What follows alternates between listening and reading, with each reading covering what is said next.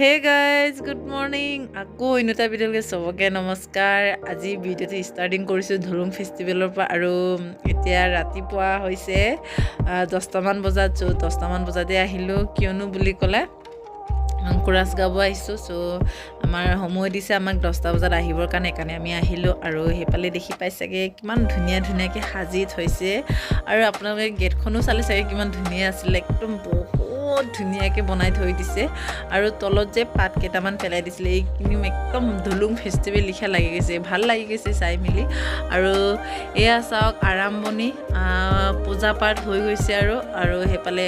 ছাৰকেইজন আহি পিঠা কাটিব লৈছে আজি যে দিনটো ভালেই সকলে যাব লাগে বুলি আৰু কিছুমান কথা কৈছে সেই কথাখিনি আপোনালোকক মই শুনাব নোৱাৰোঁ চ' গাইজ আৰু আজি ফেষ্টিভেলটো কি হ'ব কি নহ'ব সকলো হেণ্ডিঙলৈ চাই দিব ভিডিঅ'টো স্কিপ নকৰাকৈ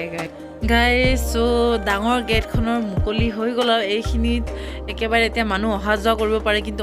অথনি কাকো অহা যোৱা কৰিব নিদিয়ে কিয়নো মুকলি কৰা নাই বুলি আৰু এইখিনি হৈ গ'ল এতিয়া আকৌ চিধা গৈ আছোঁ জীপ চাফাৰীৰ কাৰণে জীপ চাফাৰীও মুকলি কৰিব লাগে আৰু বহুত কিবা কিবি আছে গাইজ চ' অকল এইখিনি দুটাকে মই দেখাইছোঁ আজি আৰু পাছত মই ভিডিঅ'ত দেখামগৈ আৰু এইখিনি কাটি মেলি হৈ গ'ল আৰু এতিয়া জীপ চাফাৰী ষ্টাৰ্টিং হ'ব আৰু গাইজ আৰু ষ্টাৰ্ট হোৱাটো মই দেখাব নোৱাৰিলোঁ